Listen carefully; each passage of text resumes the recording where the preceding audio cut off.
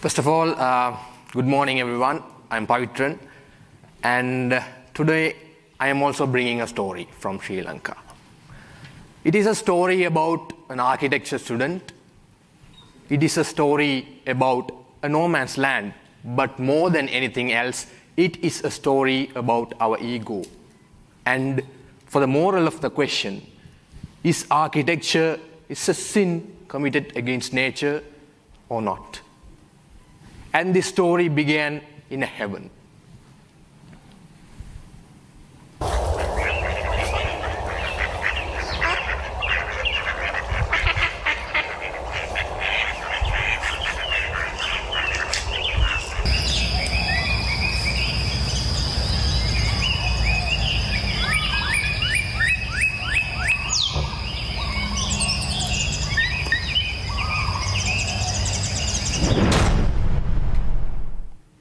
And this heaven is slowly turning into a hell.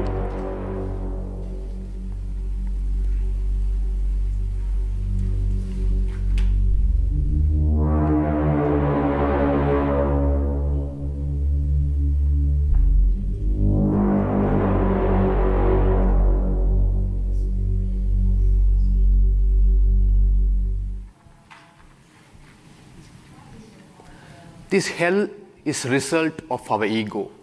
Our ego as the central of the universe, central of the ecosystem.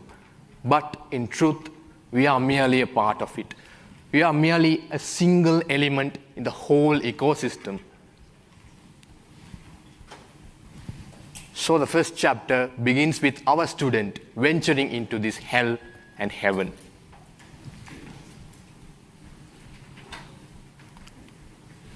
So this heaven is none other than Moratuwa marshland, the largest marshland ecosystem in Sri Lanka, home to more than 102 bird species, 48 butterfly species, 40 fish species, and 194 flora.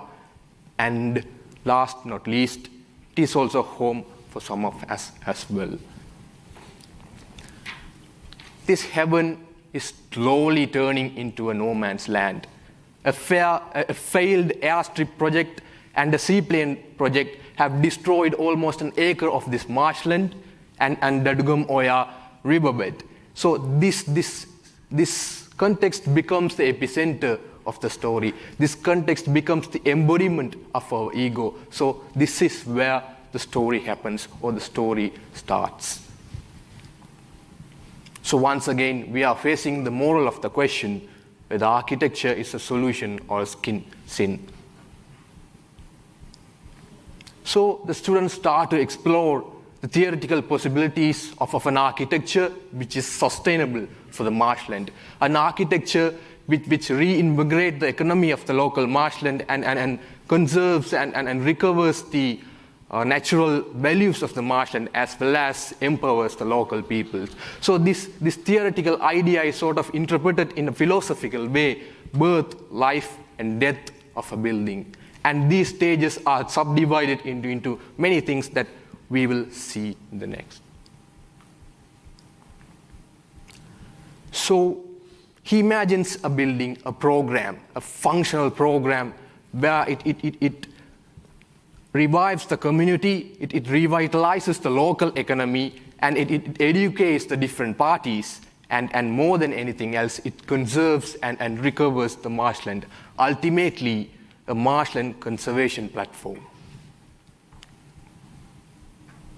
So he imagines a design which hugs the existing tree line. It creates an introverted boundary of the built system so it does not affect the new areas. And it recovers the all previously existed water bodies before the airstrip plan and the whole seaplane program to reinvigorate the soil. And it has defined pathways for the functionality of the built system.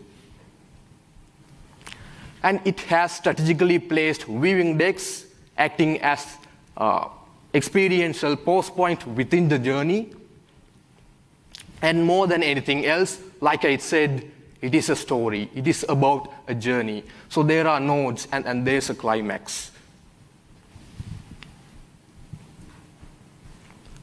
So after thinking everything else that as an architecture student, he sleeps, which is very rare, but he does. But suddenly,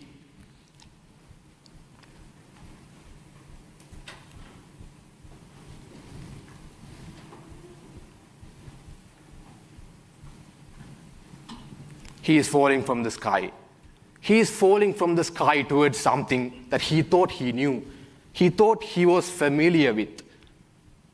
This is the death of the no man's land.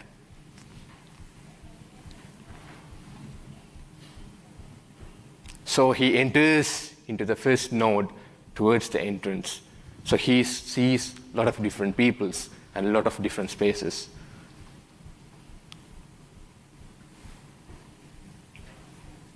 And now he is encountered with the first space, the commons, where the local community becomes the caretakers of the marshland, and their daily lifestyle, knowledge, and functions become inseparable with the ecosystem.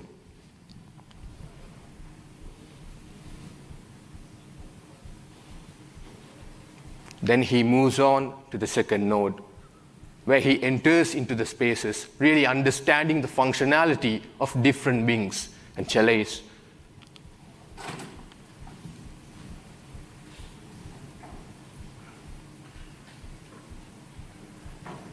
Here, where the local community is inclusive in the decision-making process of the conservation of the marshland, happens inside the Marshland Conservation Council, and intellectual exchange between different parties happens inside the education research wings, and the revitalization of the local economy and an introduction of land-free or soil-free agriculture introduced inside the agriculture and fishery workshops.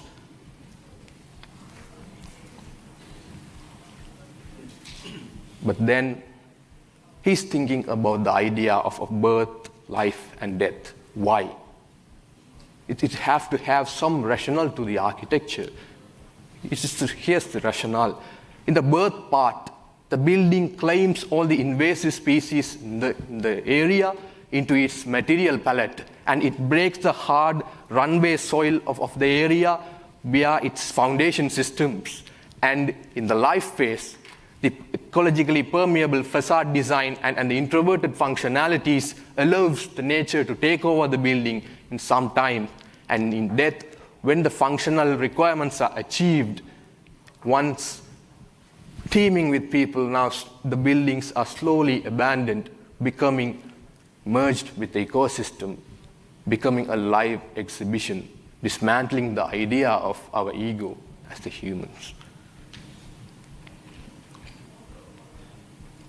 And he continues on the journey towards the third node, where he's introduced the sort of a climax or zenith to this whole journey.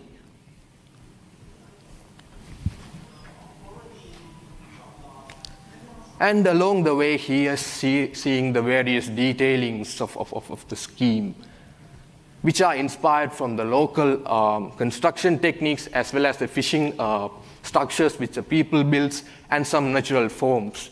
So the bamboo framed clay tower for the stack ventilation as well as the refugee watchtower is an application of the idea of without seeing the nature and experiencing the nature without disturbing it. And the self-contained energy tower is the idea of an exaggerated form which produces the energy to reinforce the idea of self-sustainability. And there are a lot of reused materials for the water collection and water filtration. And invasive, like I said, the invasive bamboo species and other elements which are not native for the context are used into the structure and material palette. And at the end, there is something else that we will see later.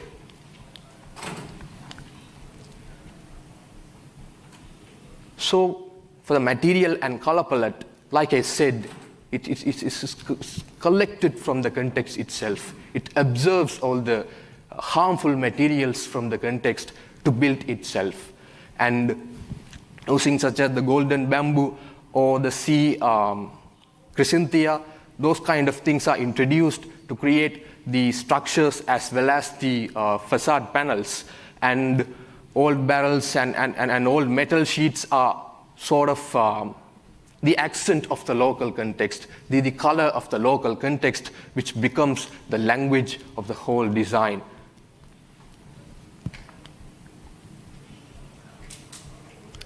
And for the energy production as well as the energy usage, the passive design technology or passive design strategies are used for the ventilation and lighting of the structures, as well as introduction of some innovative energy production methods allows the building to be self-sustained, almost a net zero building, at least in the conceptual level.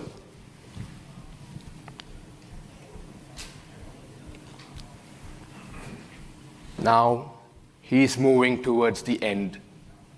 It's the revelation of the zenith. It's the tower of zenith. It is the climax.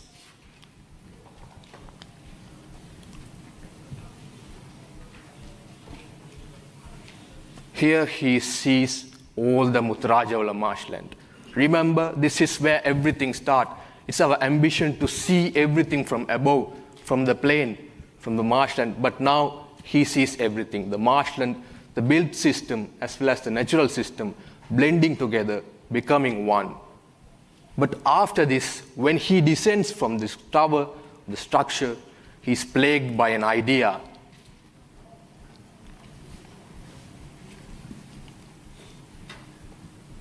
Till this point, that everything was humble. Everything merged into the context, everything merged into the natural system.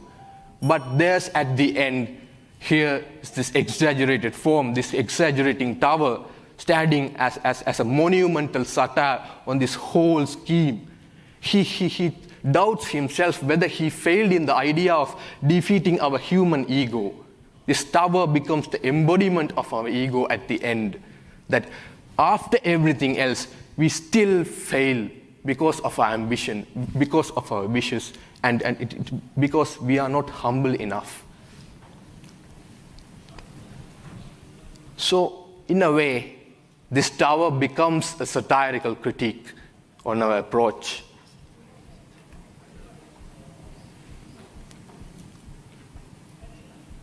But now, I think the final question is whether all of these things were only a dream which he had when he slept or not, which can be real. That depends on whether we need this tower or not. Thank you. I'm Pavithran.